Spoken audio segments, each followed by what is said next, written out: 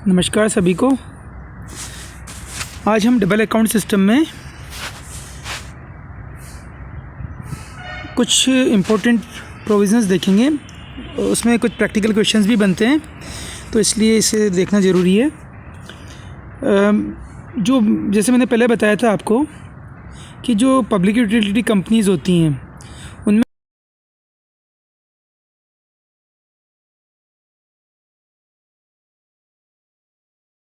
न वसूल सके, मनमाना मुनाफा वसूल न करे। इसलिए इसी संदर्भ में हम देखें तो गवर्नमेंट ने एक इलेक्ट्रिसिटी सप्लाई एक्ट 1948 बना रखा है। उसके कुछ इंपॉर्टेंट प्रोविज़न्स हैं जिनके बेस पर प्रैक्टिकल क्वेश्चन भी बनते हैं।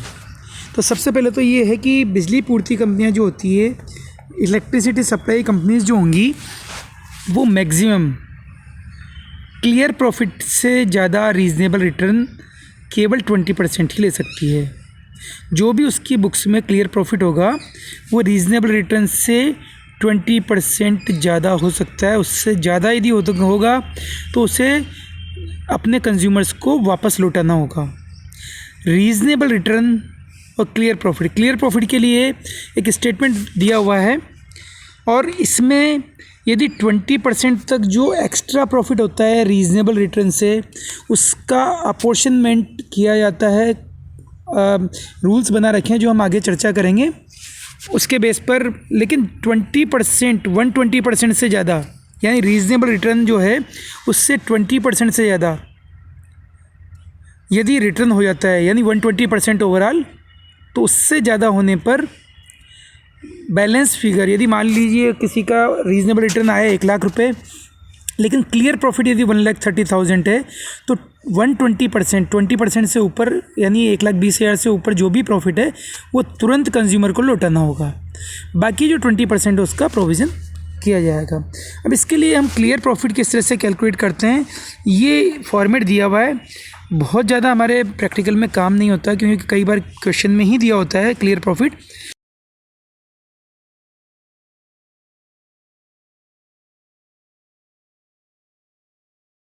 Taxes, interest on loans and debentures, interest on security deposit, bad debts, auditors fees, management expenses, depreciation, ये सारे ही ऑपरेटिंग एक्सपेंसेस हैं। तो जो भी डायरेक्ट और इनडायरेक्ट में ऑपरेटिंग एक्सपेंसेस हैं वो सारे आएंगे। Other expenses admissible under the IT act, contribution to staff PF, bonus to employees, ये सारे एक्सपेंसेस हैं जो चूँकि इसके दो पोर्शन है, अपॉर्शनमेंट जो अपॉर्शनमेंट करेंगे वो नीचे के पोर्शन में होगा। तो यहाँ पर ये एक्सपेंडिचर रहेंगे। इनकम में sale of energy less discount, rent of meters, sale and repair of lamps and apparatus, other rents less outgoing otherwise provided for, transfer fees, interest from interest, investment and bank interest, other taxable receipts, ये सारे item जो generally देखा जाए तो revenue account से काफ़ी कुछ मिलते जुलते हैं, ये यहाँ पर कंसिडर किए जाएंगे। और इसके बाद जो बैलेंस आएगा, प्रॉफिट होता है या लॉस होता है, जैसी भी पोजीशन है, वो उसके बाद अपॉर्शनमेंट होगा। और उसके बाद जो बैलेंस बचता है, अपॉर्शनमेंट जो अप्रोप्रिएशंस होंगे वो पिछले साल के लॉसेस हैं, या इनकम टैक्स का कोई प्रोविज़न तैयार करना है, intangible and fictitious assets right of करनी है, कंटिजेंसी रिज़र्व है, एरियर्स ऑफ डेप्रिसिएशन है, डेवलपमेंट रिज़र्व है, और इसके अलावा कोई और अप्रोप्रिएशन जो स्टेट गवर्नमेंट की परमिशन से बनाया जाता है। तो ये बैलेंस इसके बाद जो आएगा वो क्लियर प्रॉफिट रहेगा, और इस क्लियर प्रॉफिट को हमें कंसीडर करके इसके बेस पर आगे कैलकुलेशन करना है। और रीज़नेबल रिटर्न कैसे कैलकुलेट होता है, क्योंकि हमें सबसे पहले रीज़नेबल रिटर्न निकालना है और फिर उसका कंपैरिजन करना है क्लियर प्रॉफिट से। और क्लियर प्रॉफिट यदि रीज़नेबल रिटर्न से ज़्यादा होता है 20%,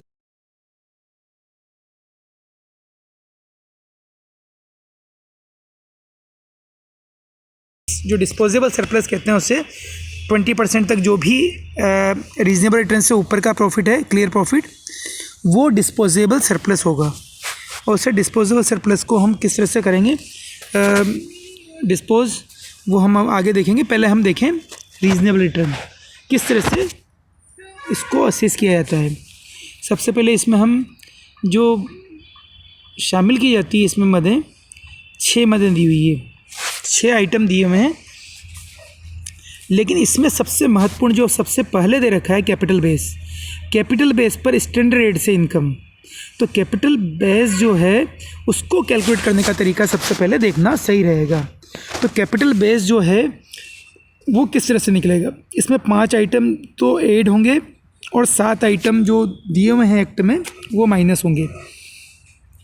सबसे पहले ऐड होंगे फिक्स्ड असेट्स, जो उनकी ओरिजिनल कॉस्ट है, फिक्स्ड असेट्स की ओरिजिनल कॉस्ट, जिसमें ग्राहकों द्वारा उपलब्ध करवाई गई संपत्तियों को शामिल नहीं करते हैं।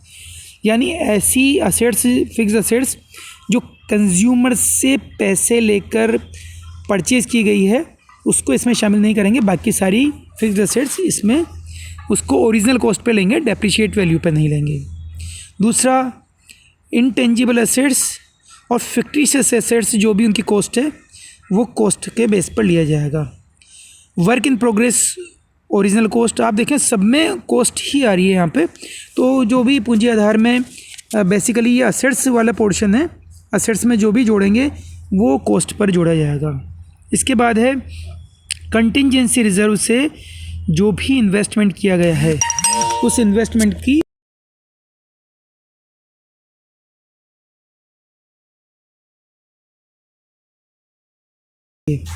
जोड़ेंगे। उसके अलावा हर माह के अंत में, यानी कुछ आइटम ऐसे हैं जो जिन्हें कहें तो हम करंट एसेट्स कह सकते हैं। करंट एसेट्स जैसे मटेरियल है, स्टॉक एंड स्टोर्स जिसे बोलते हैं, सप्लाईज़ हैं, कैश एंड बैंक बैलेंस, इन सब का मंथली एवरेज लेंगे। मंथली एवरेज हर महीने के लास्ट में जो भी बैलेंस है इन सभी असेट्स का, उनका एक एवरेज लेकर, मंथली एवरेज लेकर उसको यहाँ पर जोड़ा जाएगा।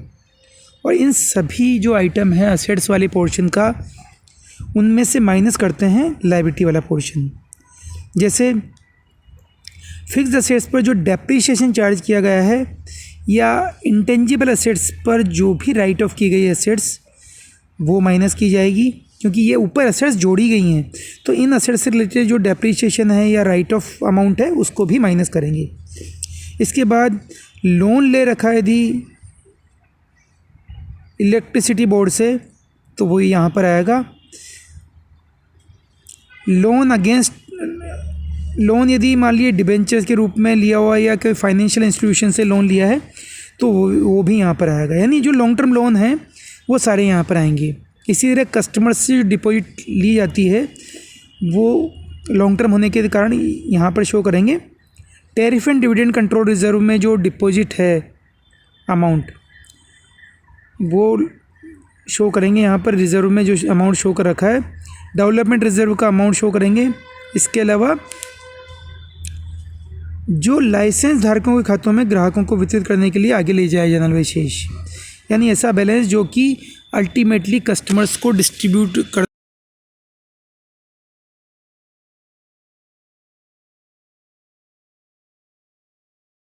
पर माइनस किया जाएगा। इस तरह से कैपिटल बेस तैयार होगा। और कैपिटल बेस में जो भी स्टैंडर्ड रेट है, रिजर्व बैंक ने जो दर घोषित कर रखी है इंटरबैंक ट्रांजैक्शंस के लिए, उससे 2% ज़्यादा, यानी इंटरबैंक रेट मान लीजिए अभी 5% है तो 2% उसमें प्लस करके जो स्टैंडर्ड रेट है वो डिसाइड की जाएगी, यानी 7% होगी। ये रेट क्या है ये आप नेट पर एग्ज़ाम से पहले सर्च करके देख सकते हैं, क्योंकि टाइम टू टाइम ये चेंज होती रहती है, रिव्यू करता है आरबीआई। और आप एग्ज़ाम में जो काम लेंगे एक एज्यूम भी कर सकते हैं 5%, या एक्चुअल रेट लेनी हो तो आप जो अपना लास्ट 31 मार्च 2021 को रहेगी वो काम मिले तो बहुत अच्छा रहेगा, क्योंकि क्वेश्चन लगभग 31 मार्च 2021 के बेस पर बनने के चांस ज़्यादा होते हैं जो एग्ज़ाम होगा हमारा। तो ये कैपिटल बेस में जो स्टैंडर्ड रेट से जो भी इनकम होगी, for example standard capital base है मान लीजिए 2 करोड़ रुपए और स्टैंडर्ड रेट 7% है, तो इसका मतलब यहाँ पर उसमें जो इनकम है स्टैंडर्ड रेट के बेस पर, यानी 2 करोड़ इंटू 7%, यानी 14 लाख रुपए यहाँ पर जोड़ेंगे रीजनेबल रिटर्न के लिए। इसके बाद नेक्स्ट जोड़ेंगे कंटिंजेंसी रिजर्व में विनियोग जो किए हैं, इन्वेस्टमेंट किए हैं, उसके अलावा और जो भी इन्वेस्टमेंट्स हैं केवल एक इन्वेस्टमेंट को छोड़ेंगे जो कंटिजेंसी रिजर्व के से रिलेटेड इन्वेस्टमेंट है, उसके अलावा बाकी सबको यहाँ पर उससे रिलेटेड जो भी इनकम हुई है उसको भी यहाँ पर जोड़ेंगे। आप देखें ऊपर जो क्लियर प्रॉफिट है उसमें कंटिजेंसी रिजर्व का जो इनकम है उसको शामिल नहीं किया गया है। थर्ड है स्टेट इलेक्ट्रिसिटी बोर्ड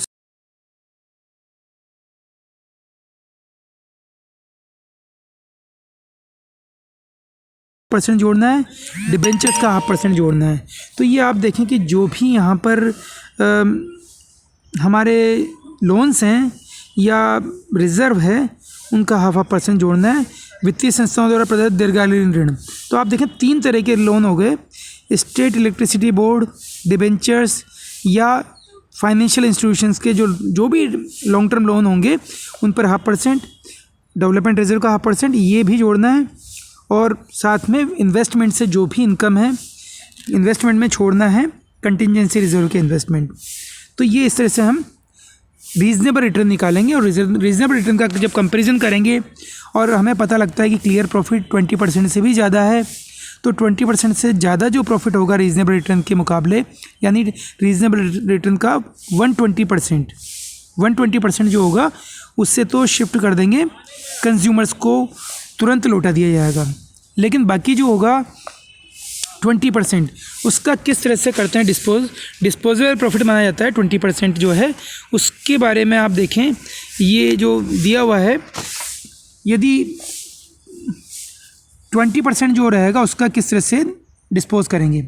पहला तो उस जो एक्सेस जो प्रॉफिट है जिसको डिस्पोजेबल सरप्लस कहा गया है, उस डिस्पोजेबल सरप्लस का 1/3 पार्ट जो रहेगा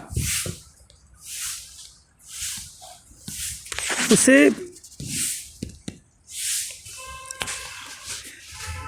यानी आप देखें आधिक्य जो डिस्पोजेबल सरप्लस है उसका 1/3 पोर्शन जो एंटिटी है उसके पास ही रहेगा, यानी वो जो 1/3 पोर्शन है वो खुद रख सकती है, लेकिन मैक्सिमम 5% रहेगा। ये जो 20% यदि 15% से ज़्यादा